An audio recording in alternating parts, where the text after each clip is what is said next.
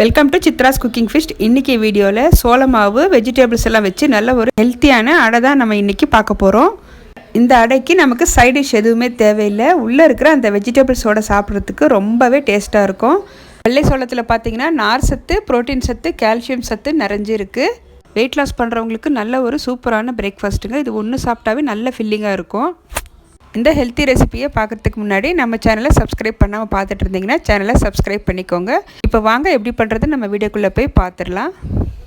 1/4 kilo measurement உள்ள கப்பில் 1 cup அளவுக்கு சோள மாவு எடுத்திருக்கேன். நம்ம வீட்டில் அரைச்ச சோள மாவு தான் எடுத்திருக்கேன். நீங்கள் கடை மாவு கூட யூஸ் பண்ணிக்கலாங்க. ஒரு தடவை சலிச்சிட்டு ஒரு பாத்திரத்தில் சேர்த்துக்கோங்க.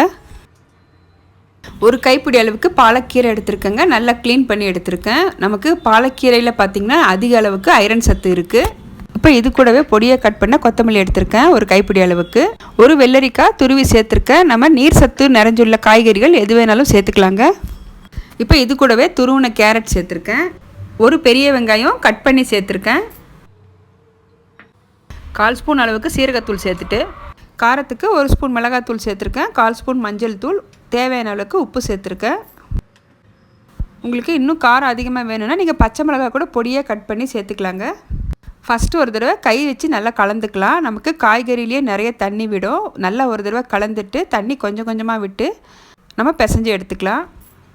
நம்ம இதே மெத்தடில் எல்லா வெஜிடபிள்ஸும் சேர்த்து ராகி அடை, கம்பு அடை கூட செஞ்சு சாப்பிட்லாங்க. வாரத்தில் ஒரு தடவை சிறுதானியத்தில் நம்ம அடை செஞ்சு சாப்பிடும்போது உடம்புக்கு ரொம்பவே நல்லது. தண்ணி எனக்கு மாவு எடுத்த கப்பில் ஒரு 1/4 கப் அளவுக்கு தான் தண்ணி தேவைப்பட்டுச்சு. இப்போ இந்த பதத்தில் இருக்குது. இது கரெக்டாக இருக்குது. நாம் இப்போ அடை தட்டி எடுத்துக்கலாம். இந்த அடை தட்டுறதுக்காக நான் ஒரு கவர் யூஸ் பண்ணியிருக்கேங்க. நீங்கள் வாழை இலை இல்லைன்னா நீங்கள் காட்டன் கிளாத் கூட யூஸ் பண்ணிக்கலாம். இந்த கவரில் லைட்டாக நான் எண்ணெய் சேர்த்துருக்கேன். லைட்டாக நம்ம கையை தண்ணியில் நனைச்சிட்டு ப்ரெஸ் பண்ணிகிட்டே வரும்போது நமக்கு நல்ல ரவுண்ட் ஷேப்பாக கிடைக்கும். நிதானமாக நம்ம ஒரு ரவுண்ட் ஷேப்பில் தட்டி எடுத்துக்கலாங்க. இது செய்கிறது ரொம்பவே ஈஸி. இந்த மாதிரி உங்களுக்கு செய்ய வரலன்னா கொஞ்சம் தண்ணி விட்டு தோசை மாவு பதத்துக்கு கரைச்சிட்டு நீங்கள் தோசை மாதிரி கூட ஊற்றி எடுத்துக்கலாங்க. இப்போது அடை தட்டி எடுத்தாச்சுங்க. இப்போ தோசைக்கல் சூடாக இருக்குது. இந்த மாவு சேர்த்துக்கலாம். மாவு சேர்த்துட்டு ஒரு 5 நிமிஷம் கழித்து நம்ம திருப்பிக்கலாம். இப்போது ஒரு பக்கம் நல்லா வெந்திருக்குங்க. அடுத்த பக்கம் திருப்பிக்கலாம். நான் 1 ஸ்பூன் அளவுக்கு எண்ணெய் சேர்த்துக்கிறேன். லைட்டாக இந்த மாதிரி நீங்கள் ப்ரெஸ் பண்ணி வேக வச்சுக்கோங்க. அப்போ தான் நம்ம சேர்த்துருக்கிற காய்கறிகள் அந்த மாவு நல்லா வெந்து வரும். இப்போ 2 பக்கமும் நல்லா மாவு வெந்திருக்குங்க. இப்போ நம்ம ஒரு பிளேட்டுக்கு ட்ரான்ஸ்ஃபர் பண்ணிக்கலாம். இப்போ இதே மாதிரி இருக்கிற மாவையில் நான் ரெடி பண்ணி எடுத்துக்கிறேன். இப்போது அடுத்ததும் தட்டி ரெடியாக இருக்குங்க. இப்போ இதுவும் நல்லா 2 பக்கமும் ஃப்ரை பண்ணி எடுத்துக்கலாம்.